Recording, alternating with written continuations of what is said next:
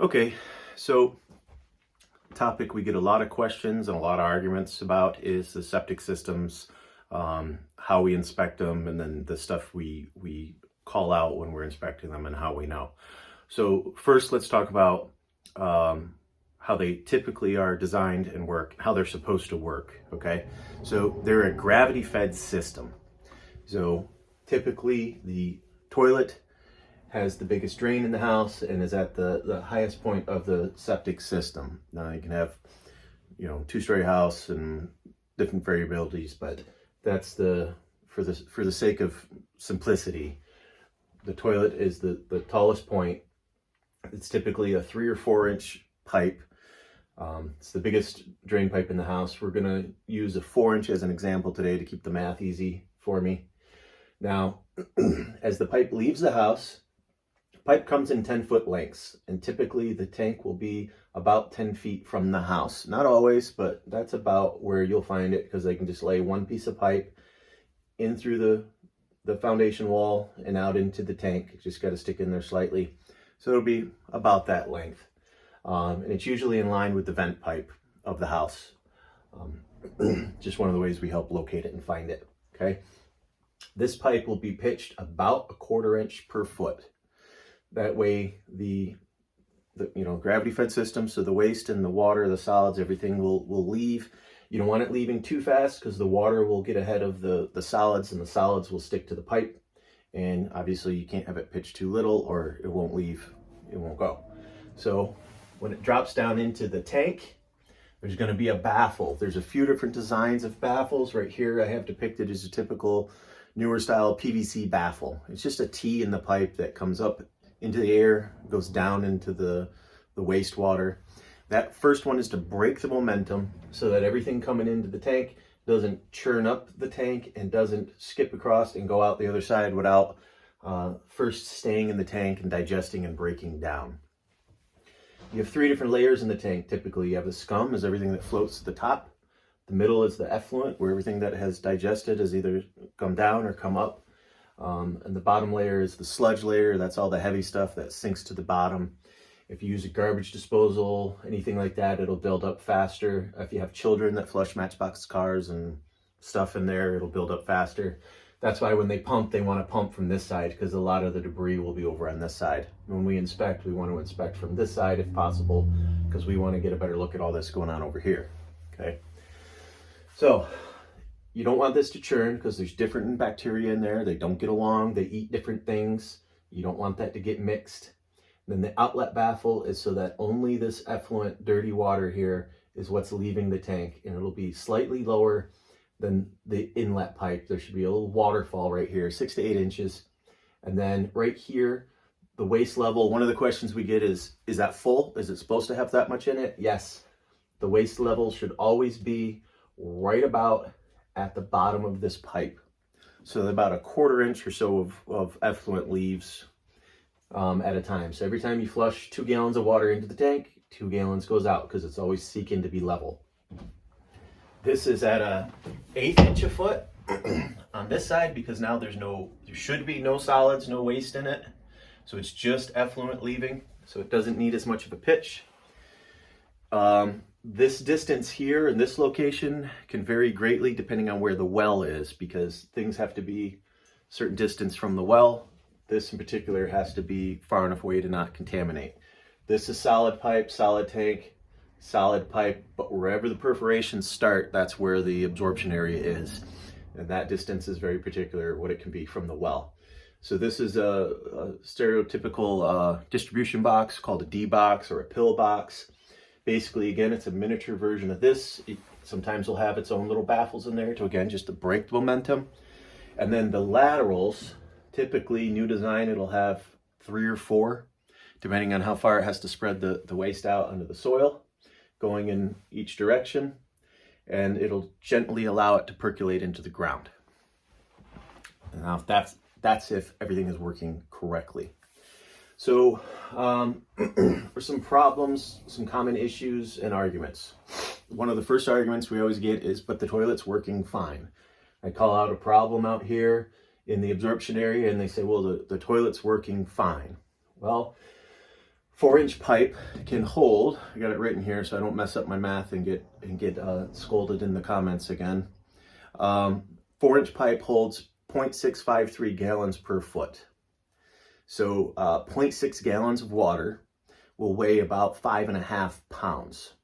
So say you have a problem in the pipe 100 feet from your toilet. Well, now you have to get 0.6 gallons per foot for 100 feet to build up. You're only using a gallon or two at a time. And then because of the pressure, so it's 5.5 pounds, say 100 gallons of water, 550 pounds. If there's the slightest little hole that the fluid can get through, it will force itself through until the pressure regulates again. And then the liquids will go, say the plug is, around here somewhere. The liquids will leave, but the solids will stay, and it'll begin to build a plug, like a hockey puck of poop and toilet paper, until eventually it does seal off and there's too much pressure. The plug is too strong and the pressure is not enough. Then you'll finally see it. So that's one of the things we'll see. We'll see that the system will slightly pressurize or back up, but if you watch it, it'll drain back out. Well, now we know we have an occlusion in the pipe, but it's not fully plugged. Plus you have about 300 gallons of extra space here where this can back up, pressurize, and then force its way out and not go up into your house. This is our oh crap space in the tank. You'll see signs in the tank of waste scum levels being up on the walls. You'll have debris over the top of the baffle, stuff like that tells you that it has happened in the past and there's a problem out there. Some people say, yeah, it backs up, but only in the spring. But I think you should be able to use your bathroom year round. It shouldn't matter what the season is. So we don't recommend putting anything like Rid-X or yeast or anything like that in the system. The bacteria from your gut is all that's needed to continue this digestion, and your bacteria finishes eating what you were eating. You put Rid-X or brewer's yeast in there, it doesn't eat the same stuff. It's an invasive species. It fights with the other bacteria in there, and it just causes a huge mess. And we can see it when we open the tank. It'll look like a big pink white biscuit on top of there. It'll be super thick instead of just a little bit. It'll be super thick. That scum layer will actually keep building up until it gets over the baffle. It'll cause tons of problems. It's not needed. They just have really good marketing. And even if something says it's flushable, it's not flushable for a septic system. Don't abuse it. Not like city sewer. City sewer knows you're going to abuse the system. They put contingencies in there and things to help it along. Don't abuse the septic system. And don't put things in there that wouldn't rot on your counter. And don't put chemicals in there that would kill bacteria and stuff too much. If you're using bleach on your clothing or to clean, it's going to be so diluted by the 1,000 gallons in here, it'll be fine. But we've seen where people run a hair salon or a body shop out of their own house. They're dumping chemicals down in their toilet, and it just kills off all the bacteria in that tank, and then nothing breaks down, and you get a solid 1,000 gallons of sludge in there. And it takes a lot to clean that out. Speaking of, two things: when to get it pumped and when to not. Okay, we recommend after you move into a home, no matter what was found or if the system's brand new, after you've been in there for a year, have it pumped and looked at by someone who then can see how it handled a year of use for you and your family, and then project from there how far out to go in between the pumps again. We recommend on average it's every 3 to 5 years to have it pumped. It's not because the ground needs to dry out. It's not necessarily because the debris has built up too much. Definitely don't want the sludge layer getting up over the bottom of the baffle, stuff like that. But one of the key reasons is you want to make sure these two little baffles are in place, and you don't want to be the one to stick your head in there. So for a couple $100, you have it pumped out and you have it checked, carry on. You lose one of these baffles, which are about $30 worth of PVC, and they're no longer protecting your absorption area, and you can lose a $6,000 to $10,000 absorption area because you didn't realize a baffle fell off a couple of years ago. So it's good to have it checked every once in a while. When to not have it pumped: don't get it pumped right before the inspection. Two things: with that. One, I get very suspicious if I show up and the tank is pumped and emptied before I got there, because it eliminates all my evidence of what's going on. This is an archaeological dig. When you open that up, I can look and see how thick the scum layer is, how much sludge is in there, what is in there. Is there evidence of it going up and down on the tank? Is there different water lines? Is it holding waste? Is the waste level too low? Right? If the waste level is too low, that tells me there's a crack in the tank right at the level where the waste is staying at. You can't see it because there's sludge all over the sides. And if you pump it out, you still can't see it because there's still sludge all over the sides. So you really can't see anything by pumping it out. But it does eliminate and remove evidence. The other thing that makes it hard to do is to do a load test, right?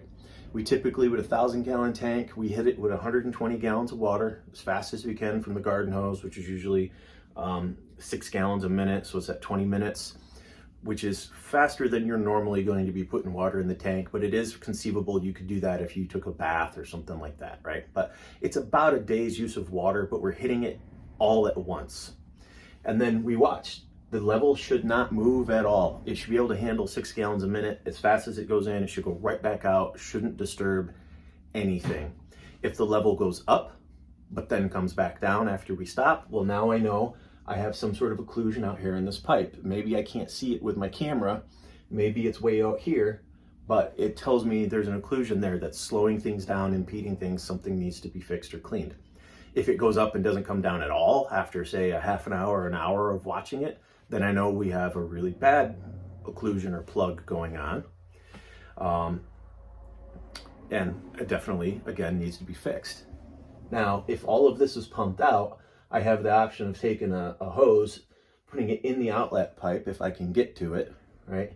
With my camera, running my camera maybe to the D box, running the garden hose at 6 gallons a minute, and watching the D box and see if anything starts backing up from there or if it all goes out.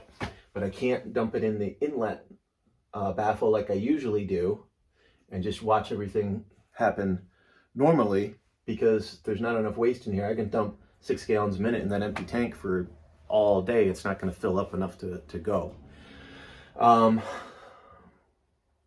Another reason not to pump out, and also can happen with new construction, is if this tank is empty and the water pressure in the ground, say in the spring, the hydrostatic pressure is high, this empty tank will actually float and push out of the ground if it's empty. So if you know you're in a wet area in the springtime, maybe wait until the summertime when everything's good and dry and then get it pumped out, which is counterintuitive, but you don't want that to move. A lot of times we'll find brand new construction or tanks that have been in for a long time, there'll be a belly in this pipe where it leaves the house, starts to pitch down towards the tank, and then bellies up right here, and this line bellies up right here. That's a sign that the tank actually rose up. And sometimes it'll raise quite a bit and everything will still work. So, and that's a case where we call it out and say, this isn't ideal, but everything's functioning. Basically, you don't mess with it until you have to. It's still working. It's just not exactly the way it was supposed to be. So, yeah, so those are some of the common topics and questions we get. Please feel free to give me suggestions in the comment of other videos, reasonable suggestions of other videos or questions you have on this that are still not covered, or other things you would like covered with the septic system.